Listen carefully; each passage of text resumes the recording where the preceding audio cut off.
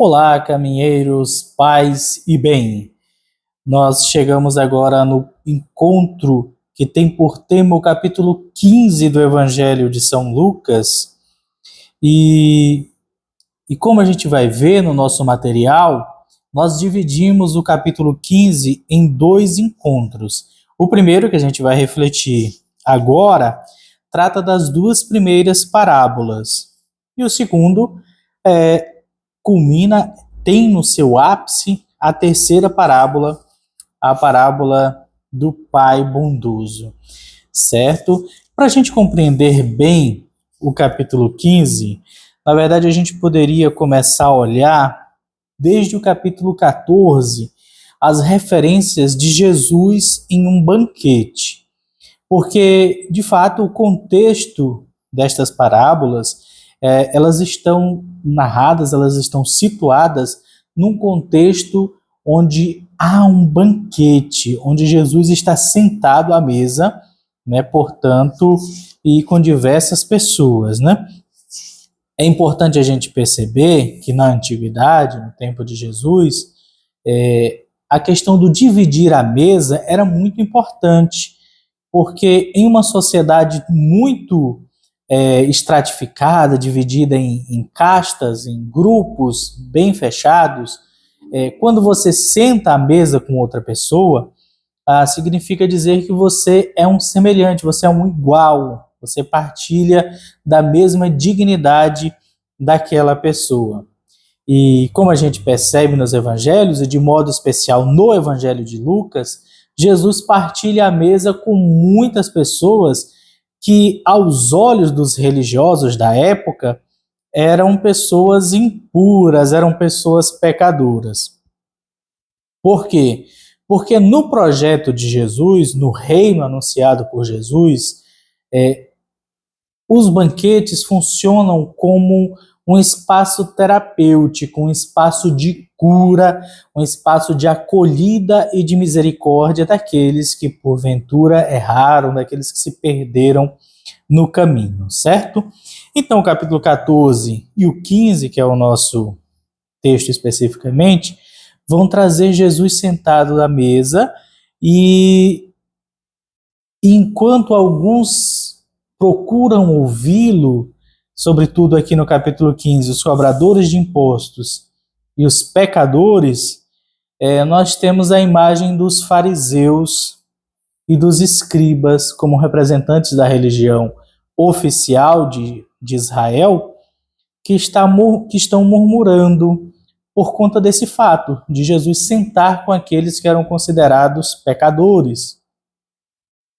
E eles murmuravam, né, dizendo que, como assim? Como Jesus, sendo um mestre, sendo um rabi, partilha a mesa com pessoas? Será que ele não sabe que essas pessoas não têm a dignidade, né, a mesma dignidade dele para partilhar a mesa? E Jesus, que não se importa muito com isso, que rompe as barreiras, na verdade, conta essas três parábolas em sequência, que são textos muito conhecidos na tradição cristã, certo?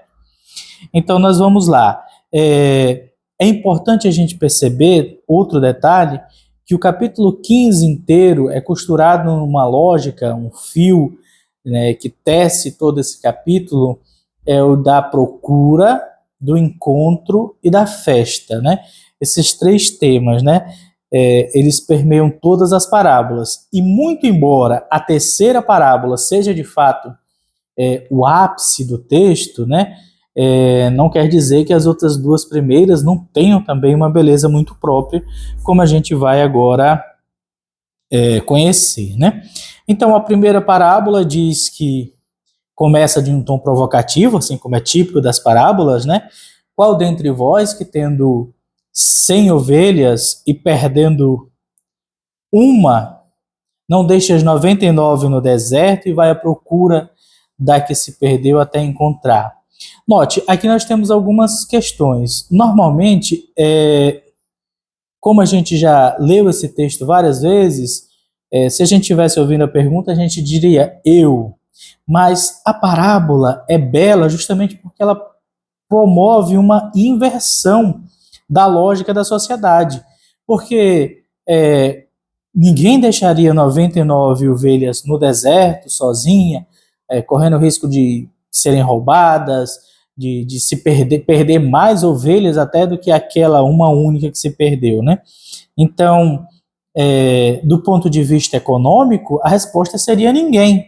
E provavelmente a população, a audiência de Jesus, né, a população na época que ouviu essa parábola, né, se perguntou e deu a resposta: ninguém vai deixar as 99 no deserto, né? Mas isso é o que é a beleza das parábolas, essa inversão da lógica que elas propõem.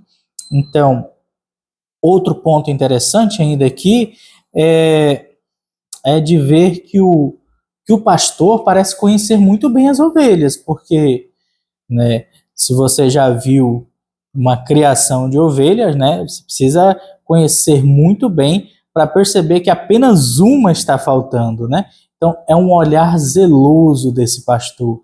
Esse pastor tem um cuidado específico com cada uma das ovelhas, né?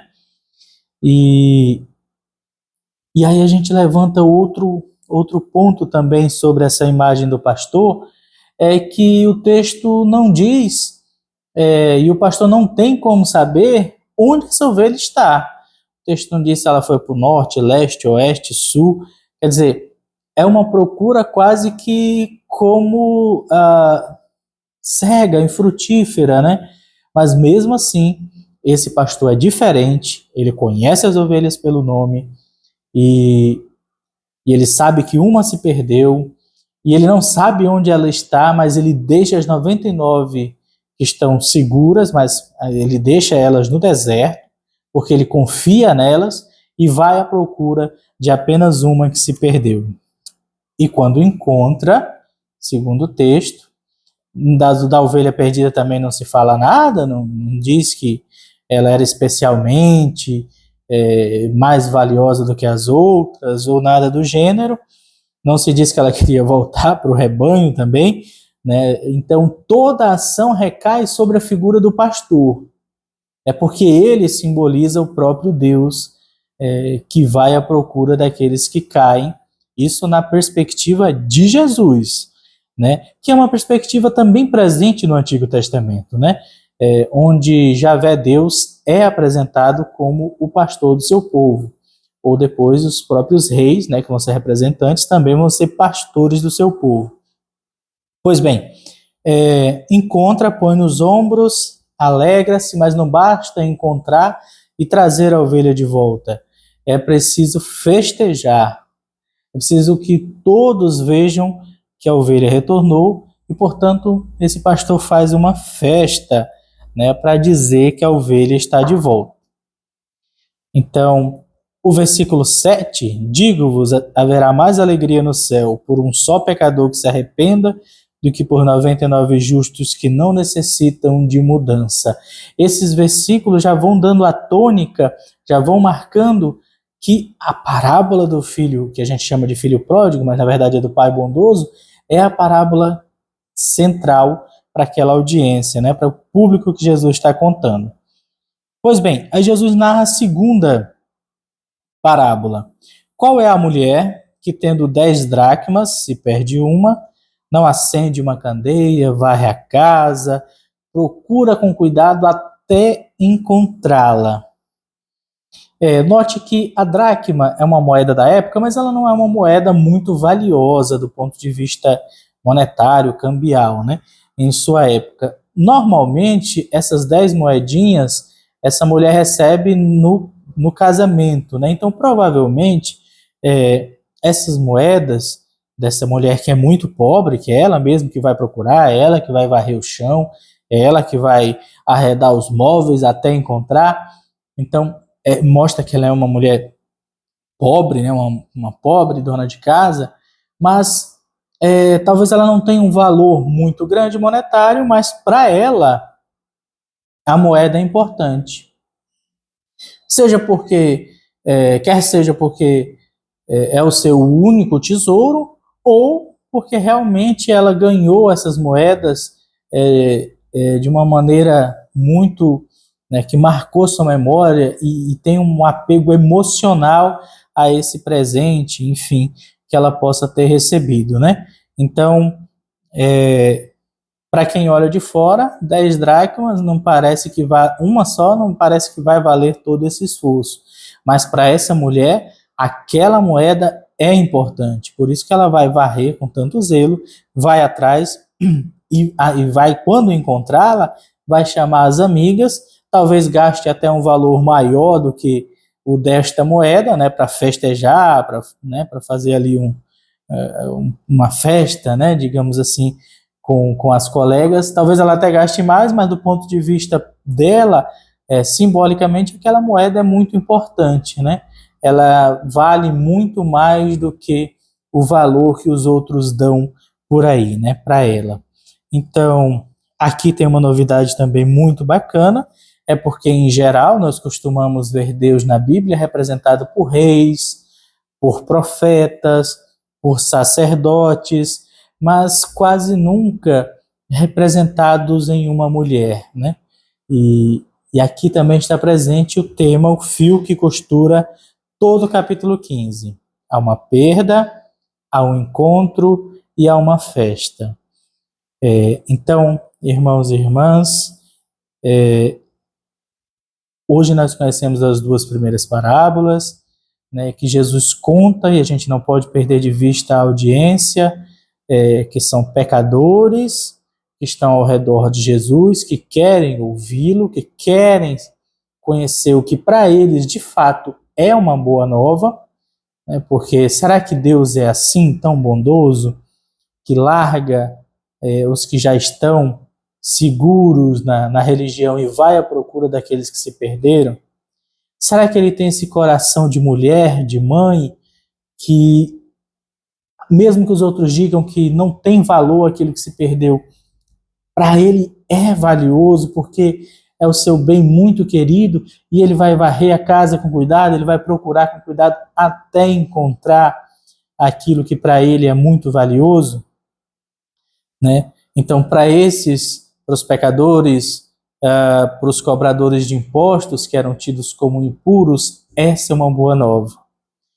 Enquanto que o grupo que já se considerava os verdadeiros representantes de Deus e os verdadeiros cumpridores das vontades de Deus estão meio assim, olhando de lado para Jesus. Então, fica aqui, no próximo encontro a gente reflete e finaliza o capítulo 15. Forte abraço, paz e bem.